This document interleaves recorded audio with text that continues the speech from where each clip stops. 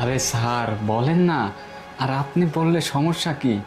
আর কেউ তো জানতেও পারবে না, ম্যাডামকে তো আমিই মারছি তাই না? কেউ যদি জানতে পারে তাহলে তো আমি ফেঁসে যাব। স্যার বলেন না। কথাটা তুই ঠিকই বলছিস, তুই নিজে হাতে তোর ম্যাডামকে বলিস।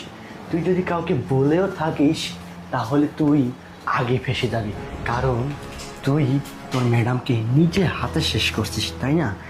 আসলে তোর ম্যাডামকে আমি এই জন্যই মেরেছি যে এই সয় সম্পত্তি সব কিছুর লোভে। আর তাছাড়া আমার অন্য একটা গার্লফ্রেন্ডও আছে, আর আমি ওকে বিয়ে করছি শুধুমাত্র এই সম্পত্তির লোভে। ওর এই টাকা পয়সা ধন দৌলত সব কিছুর লোভে। ওর বাবা ছিল পুলিশ অফিসার, ও পুলিশ অফিসার, আর আমি ওকে পটিয়ে আমার প্রেমের জালে ফাঁসিয়ে ওকে বিয়ে করছি, বুঝতে পারছিস?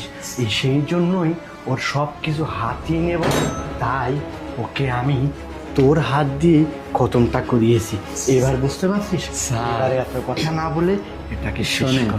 আপনার মাথায় বুদ্ধি আছে কিন্তু প্ল্যানটা ঠিক মতো খাটাইতে পারেননি, বুঝতে পারছেন? কেন?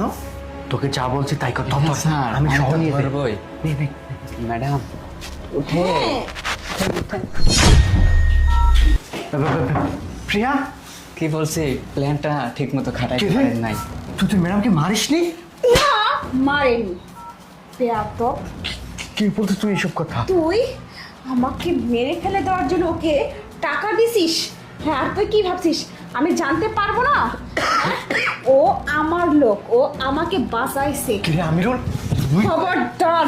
কি রে নেমোখারাম, তোকে আমি এত নিমখরাম কি? এই, স্যার আপনি আর একটা কথাও বলবেন না।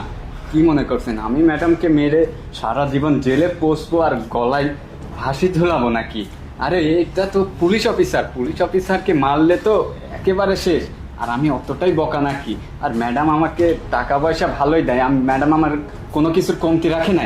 আর আপনি ম্যাডামকে মারতে বলছেন? শিখ, ওকে দেখে শিখ, তুই শিক্ষিত হতে পারিস। একদম আঙুল নিচে। তুই ভুলে গেছিস আমি একজন পুলিশ